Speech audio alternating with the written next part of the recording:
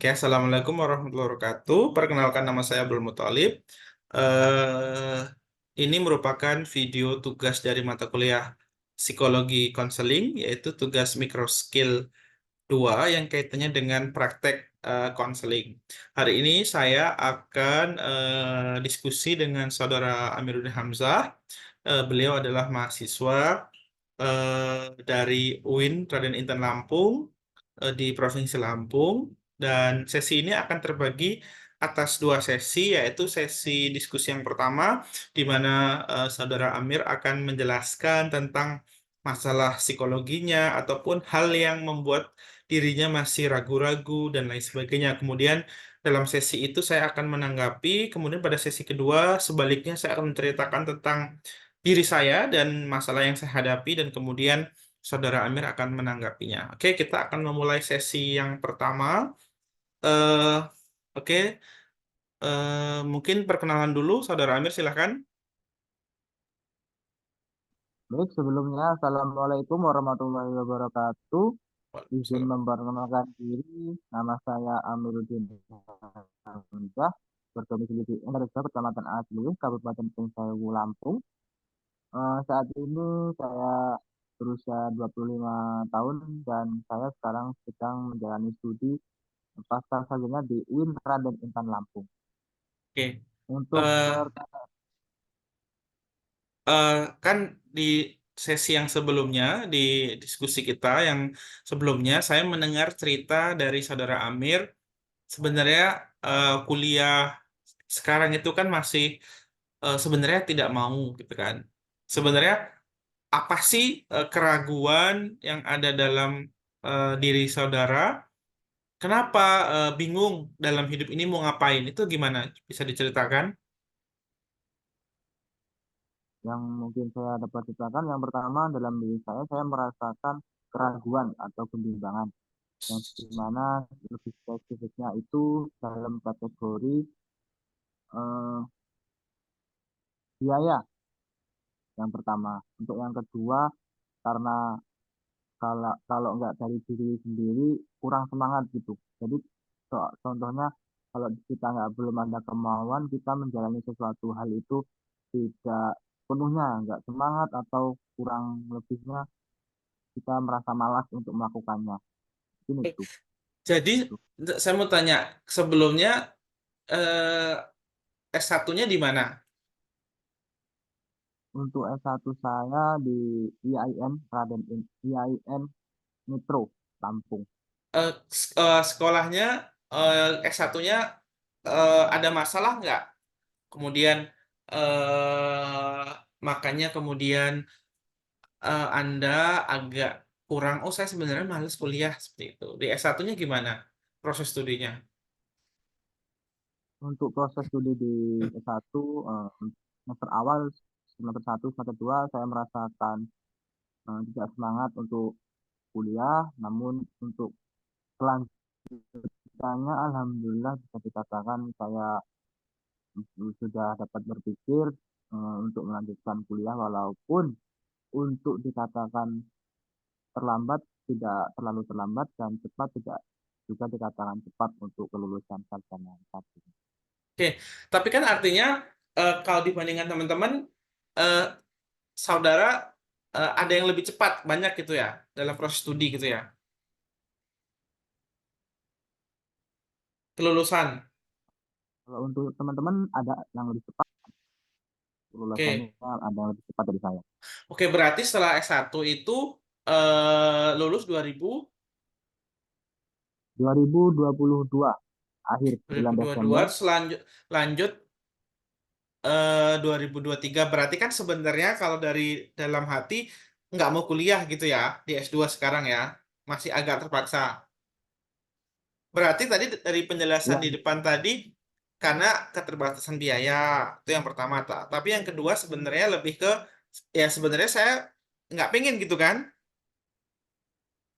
karena yang Ah, saya inginkan kalau lulus sekolah, pikir saya kerja cari duit gitu, pikir oke, saya. itu yang yang diinginkan. Tapi kenyataannya mungkin dalam setelah lulus beberapa waktu belum dapat kerja, seperti itu ya.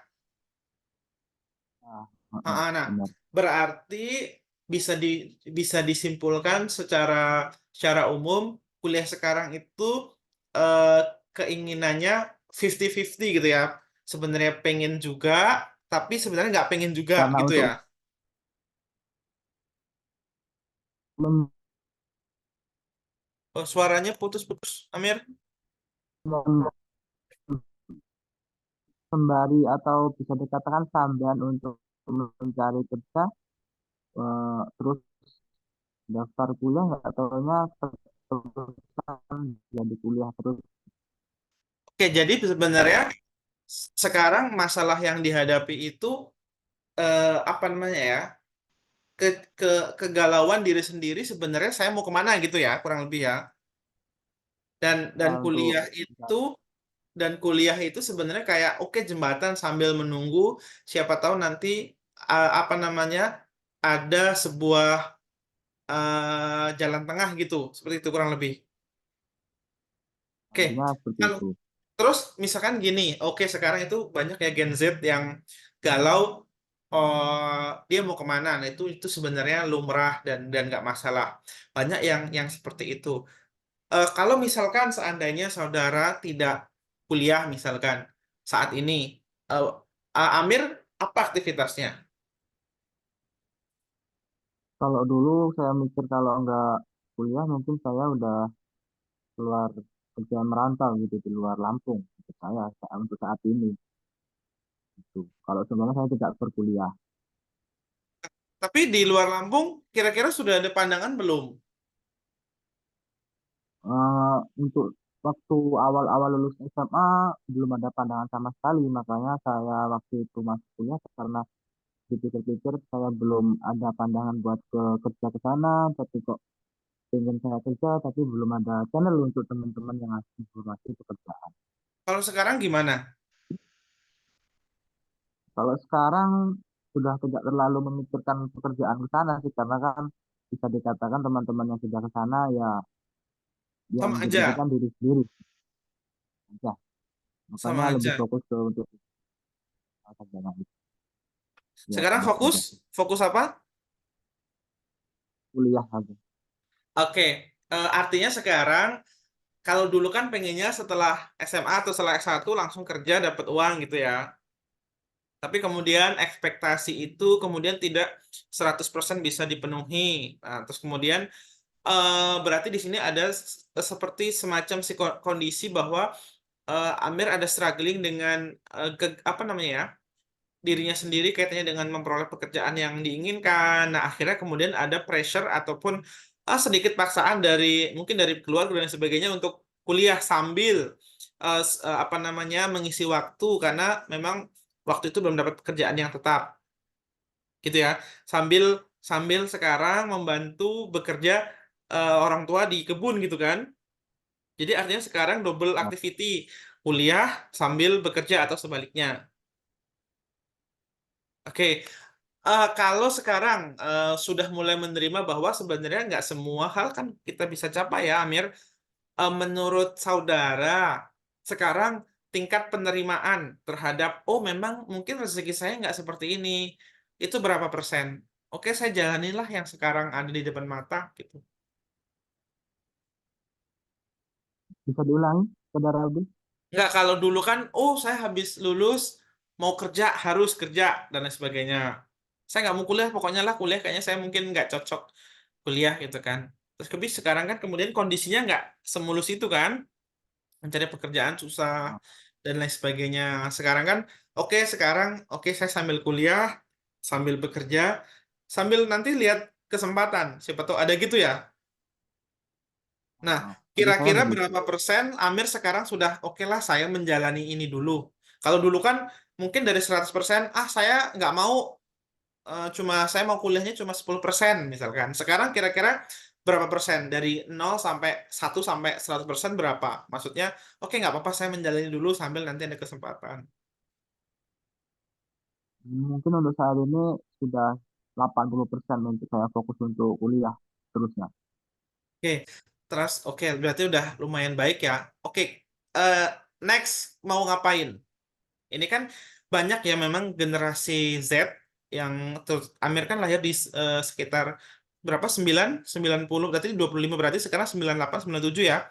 Itu maksudnya Gen Z karena setelah 97. Nah, banyak sekali sebenarnya Gen Z yang memang seperti kondisi Amir. Dia pada generasi yang apa namanya ya, banyak keinginan ABC tapi kemudian reality hidup yang kemudian tidak sesuai kemudian pada akhirnya menyebabkan apa namanya ya depresi kecil dan lain sebagainya. Nah, sekarang sekarang saya lihat Amir secara psikologis sudah oke, saya menerima mungkin memang jalan saya bukan bukan A, bukan B, mungkin yang C. Nah, rencana ke depan mau seperti apa? Mau menjadi seperti apa? Pribadi yang seperti apa? Mungkin untuk ke depan, untuk kalau dalam hal perkuliahan mungkin saya akan menyelesaikan perkuliahan dulu. Untuk selanjutnya mungkin kalau ada kesempatan, ada pembukaan ASN, mungkin insya Allah saya bisa mengikutinya, eh, dan lain-lain sebagainya gitu. Untuk It- jenjang ke depan yang saat ini. Itu kan plan A. Kalau yang plan B, oh, kalau misalkan plan A tidak terwujud, plan B-nya bagaimana? Mungkin untuk plan B saya akan mengabdi di desa. Gitu. Oke, jadi sekarang juga di desa ya. Oke, kalau dibandingkan kondisi sekarang dengan beberapa tahun yang lalu, penerimaan terhadap diri sendiri berarti lebih meningkat ya. Artinya Ya, menerima nasib gitu loh. Oh, sudah berusaha, saya udah usaha, tapi kok hasilnya nggak sesuai yang saya inginkan. Berarti kan saya lihat itu lebih tinggi. mm, Artinya mungkin ini juga nasihat buat saya juga bahwa artinya sebenarnya kita mungkin usaha sudah melakukan usaha A sampai Z, tapi memang sekali lagi rezeki kan selalu Tuhan yang punya seperti itu ya. Jadi mudah-mudahan Amir di masa yang akan datang bisa memperoleh hasil yang terbaik. Sebenarnya juga kerja di desa ya nggak buruk juga, sama aja sebenarnya seperti itu ya. Cuma hanya mungkin persepsi atau pandangan orang yang oh kalau kerja di kota jauh lebih baik dan sebagainya. Oke, terima kasih atas ceritanya, Amir. Saya mungkin setelah ini sesinya adalah saya akan cerita. Nanti Amir boleh menanggapi sebisa mungkin dan lain sebagainya. Oke, eh saya saat ini kan sudah bekerja di salah satu perguruan tinggi sebenarnya sebagai seorang pengajar.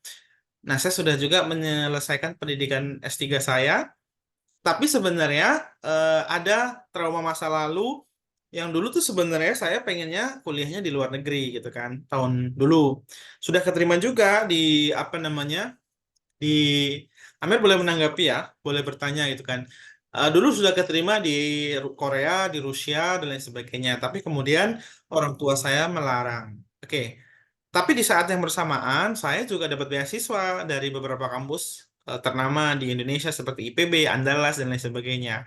Nah, karena orang tua tidak mengizinkan, jadi akhirnya saya mengambil kuliah di dalam negeri. Oke, kuliah di dalam negeri saya lancar, dapat beasiswa full, dapat apa namanya ya, dapat dapat prestasi yang membanggakan, IPK bagus, lulus tepat waktu, kemudian bekerja sesuai dengan yang diinginkan dan lain sebagainya. Tapi nggak tahu setelah 10 tahun, em, apa namanya, hampir 10 tahun menjalani itu semakin lama saya nggak puas dengan apa achievement atau pencapaian yang saya punya gitu kan. Bukan nggak bersyukur ya, beda, beda. Selalu bersyukur tapi ngerasa ada yang hilang dari eh, bagian dari journey atau pengalaman hidup saya gitu kan. Walaupun saya pernah 2 kali studi di Inggris untuk postdoktoral dan juga research di kampus-kampus yang bagus di Sussex University dan juga Lancaster, tapi saya merasa itu bukan menjadi seorang mahasiswa seperti itu. Oleh karena itu, eh, 10 tahun setelah setelah momen saya tidak jadi berangkat, saya merasa kayaknya saya harus start again untuk memulai studi saya di luar negeri as a full student sebagai apa namanya mahasiswa yang penuh yang memang benar-benar kuliah, ketemu teman-teman dan lain sebagainya. Walaupun di Inggris saya juga ketemu dosen, ketemu teman, ketemu dan lain sebagainya. Tetapi saya merasa bahwa misalkan gini, ini sekali lagi bukan tidak puas ya, tapi bukan tidak bersyukur, saya dari 100% seperti ada puzzle yang hilang gitu kan. Karena dari dulu, dari kecil memang saya cita-citanya kuliah di luar negeri. Jadi seperti saya merasakan kebahagiaan saya saat ini, achievement saya ini nggak lengkap. Kalau dibilang puas, puas, tapi ada sesuatu yang kurang. Makanya sekarang saya sedang mendevelop diri saya. Mungkin saya akan kuliah lagi, tapi dengan catatan di luar negeri dengan kampus-kampus yang paling bagus ya. Karena saya kan sudah S3, tentu tidak mungkin saya kuliah hanya untuk oke status di luar negeri, tapi saya pengen kuliah lagi di kampus-kampus yang bagus. Sekarang sudah merancang sebuah list yang harus dilakukan, mungkin achievement di 2025 atau 2026 apply di kampus-kampus yang diinginkan. Kurang lebih itu sebenarnya itu masalah saya. Mungkin Amir mau menanggapi. Menanggapi dari ceritanya dari saudara Abdul Muthalib, untuk pertanyaan saya, ada nggak sih ada tidak penyesalan dalam diri atau Apa? Apa? pertanyaan kepada orang, Ada ada nggak apa tidak tadi? penyesalan dalam Penyesalan atau ya. pertanyaan kepada orang, oh kenapa kok saya waktu pertama mau kuliah ke luar negeri tidak diizinkan, sedangkan itu salah satu pencapaian untuk yang orang-orang itu pencapaian sangat bagus untuk bisa dapat kuliah di luar negeri gitu. Oke, ya, jadi itu apa namanya ya? eh Apa namanya? Dulu kan memang karena background keluarga yang sangat terbatas ya, ekonomi terbatas. Jadi makanya waktu itu saya juga apply beasiswa itu, apa yang kuliah termasuk di luar negeri itu ya yang hampir hampir semua itu full beasiswa gitu kan. Jadi sebenarnya waktu itu kan kenapa keluarga melarang? Kenapa saya tuh gini? Kenapa sedihnya itu mungkin triple ya, triple karena saya apply sendiri, biaya sendiri, dan itu beasiswa. Kecuali memang waktu itu kuliah dibiayai oleh orang tua ya. Jadi mungkin oke seorang tua sebagai donatur utama yang tidak mengizinkan saya oke tidak berangkat. Itu mungkin sakitnya biasa aja. Tapi ketika cenderung oke nggak apa-apa, apa namanya, orang tua kan dalam hal ekonomi supportnya kan sangat terbatas. Tapi kemudian ketika dapat scholarship nggak boleh berangkat, itu rasanya gimana ya? Kita sudah bekerja keras untuk apa yang kita inginkan. Bahasanya gitu ya, orang tua tentu mendoakan, tapi ketika itu dilarang oleh orang tua, jadi gimana rasanya seperti effort kita ataupun usaha kita itu kurang dihargai. Nah, walaupun sebenarnya saya memahami sekali waktu itu yang melarangkan ibu saya. Ibu saya ada traumatik dengan keluarga, di mana salah satu keluarga saya itu menjadi buruh migran di Indonesia, di salah satu negara Timur Tengah, yang kemudian tidak pernah kembali dari tahun 99 sampai sekarang. Nah, itu kemudian yang menyebabkan ibu saya trauma. Jadi ketika mendengarkan anaknya, oke ke luar negeri gitu kan, jadi trauma untuk khawatir tidak pulang seperti anak ya itu. Saya memahami betul kondisi itu, tetapi sekali lagi saya merasa itu menjadi sebuah hal yang nggak adil di dalam hati kecil saya. Walaupun setelah saya dilarang kan saya tetap tetap aja kuliah lancar, on time sekolahnya, IPK bagus, tetapi itu seperti apa namanya ya, sesuatu yang sebenarnya bisa saya raih lebih, tetapi karena memang ada traumatis dari ibu saya yang kemudian menyebabkan saya, oke saya kehilangan itu. Jadi nah itu jadi penyesalannya itu bukan nggak bisa kuliah di luar negeri, tetapi kesempatan yang ada di depan mata hilang karena memang kondisi. Nah, oleh karena itu sekarang kan ibu saya udah nggak ada. Jadi kayak kayaknya masih pengen gitu, walaupun secara umur mungkin tidak masuk, mas udah under, sudah di over 30, tapi kayaknya kalau kuliah itu nggak melihat umur sih, seperti kayak gitu, kurang lebih kayak gitu. Mungkin ada pertanyaan lagi. Saat ini untuk ingin dicapainya untuk kuliah, tetap kuliah di luar negeri untuk pencapaian saat ini. Iya, jadi gini loh, bahasanya apa ya, kalau dalam misalkan dalam sebuah bangunan sudah kokoh berdiri gitu ya, sebenarnya saya sih secara akademik kan sudah S3, secara karir sudah menjadi lecturer gitu kan.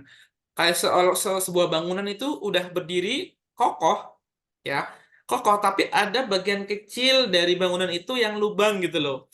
Lubang itu sebenarnya tidak membuat bangunan ini roboh, tetapi ya memang lubang ini akan mengganggu gitu loh kalau orang melihat, oh ini harusnya ditembel gitu kan, jadi harusnya rata, tapi kemudian ada lubang kecil. Saya sebenarnya tidak menganggap ini sebagai sebuah serious problem ya, problem yang serius, tapi hanya menjadi sebuah apa namanya ya, pengurang dari seluruh pencapaian hidup kayak gitu sih. Jadi bukan sesuatu kalaupun nanti nggak tercapai, ya sebenarnya nggak masalah, cuma oh ya saya nggak tercapai bagian ini karena dulu kuliah di luar negeri adalah one of salah satu mimpi terbesar saya.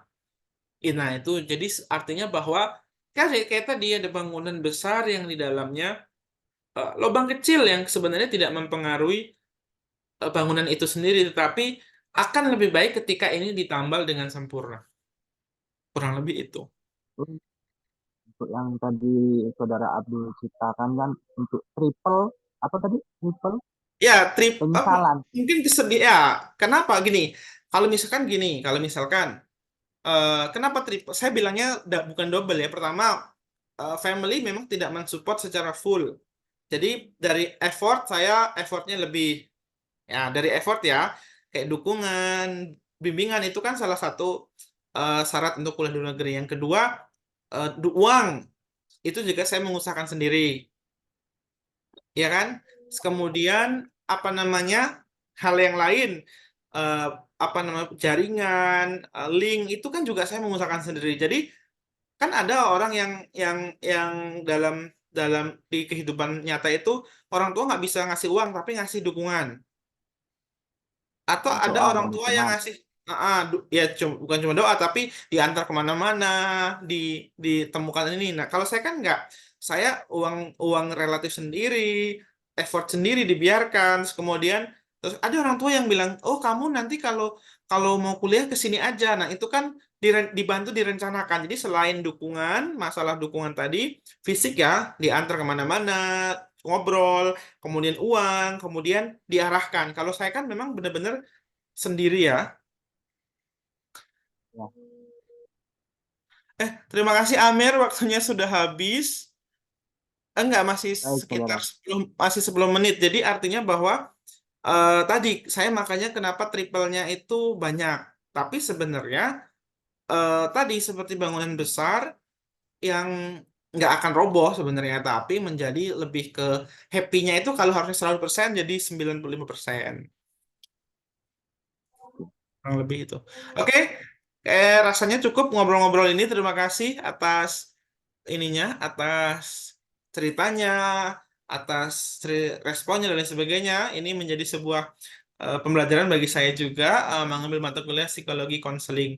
Mudah-mudahan kadang-kadang eh, ketika kita ngobrol, kita rilis sebuah problem dan lain sebagainya.